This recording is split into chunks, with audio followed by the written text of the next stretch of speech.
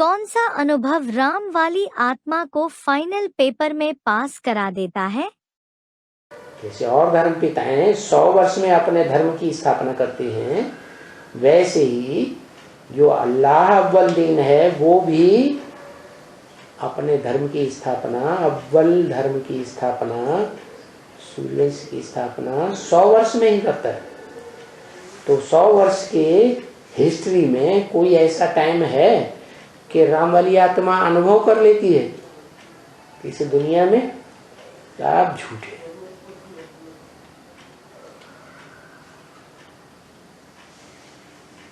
कोई सदाकाल साथ देने वाला नहीं होता।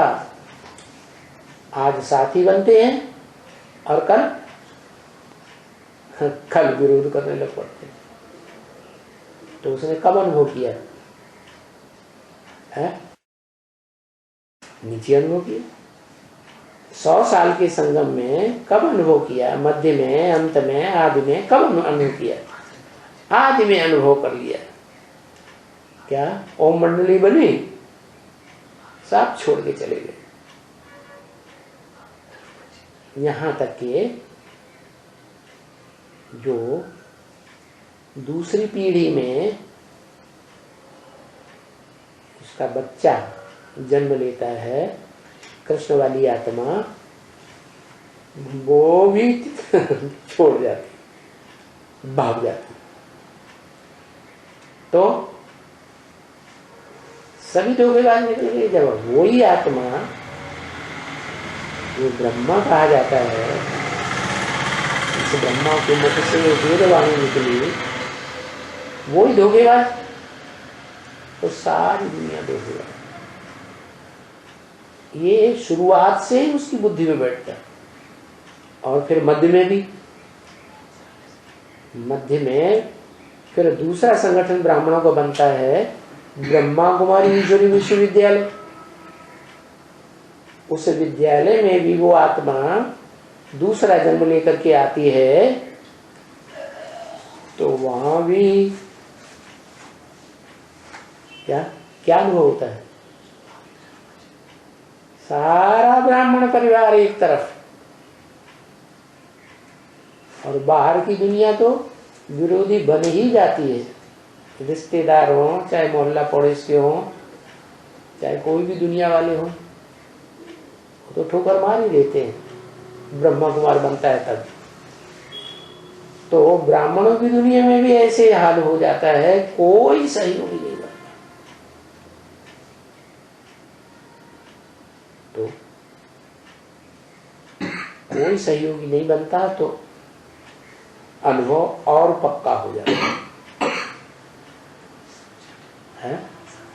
एक बार धोखा खाए, 2 बार धोखा खाए, फिर तीसरी बार भी धोखा खाएगा क्या? नहीं खाएगा ना। तो जब पुरुषार्थ का, संपन्नता का टाइम आता है, तो वो आत्मा पक्का निश्चय बुद्धि हो जाती है कि इस दुनिया की कोई भी मनुष्य आत्मा नहीं है जो सदाकाल उसका साथ ही बनकर,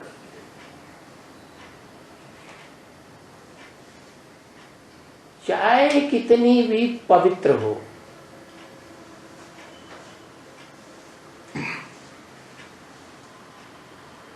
ब्रह्मा विष्णु शंकर की त्रिदेवों के पार्ट में, और उनकी पत्नियां जो कही जाती हैं 3 देवियां, उनके पार्ट में भी जो ऊंचे से ऊंची देवी देवता कहे जाते हैं, वो भी धोखा दे। क्या ब्रह्मा का पार्ट बजाने वाली, ब्रह्म वाक्य उच्चारण करने वाली आत्मा का तो पहले ही बता दिया है। ओम मंडली में ही सर पर पांव रख के भाग गई। सिंध हैदराबाद में धोबी घाट को लेके झगड़ा शुरू हुआ तो,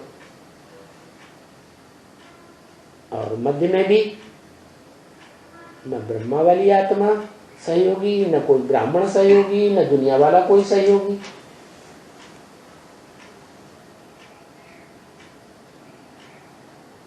तो पक्का निश्चय बैठ जाता है। और तीसरी बार भी ऐसे ही होता है। क्या? जब फाइनल परीक्षा का टाइम आता है तो जो बीज रूप आत्माओं की दुनिया में पहले पहले विनाश होता है, तो उसमें भी कोई सदाकाल सहयोगी नहीं रहता। अब तो उसे पास होना चाहिए या फेल होना चाहिए? है? क्या होना चाहिए? कैसे पास? अरे भाई जानता है ना, एक बार माफ, दो बार माफ, अब तो नष्ट हुआ हो जाओ, है कि फिर भी नहीं? देहधारियों से नष्ट हुआ नहीं होना, होना कि नहीं होना? होना चाहिए।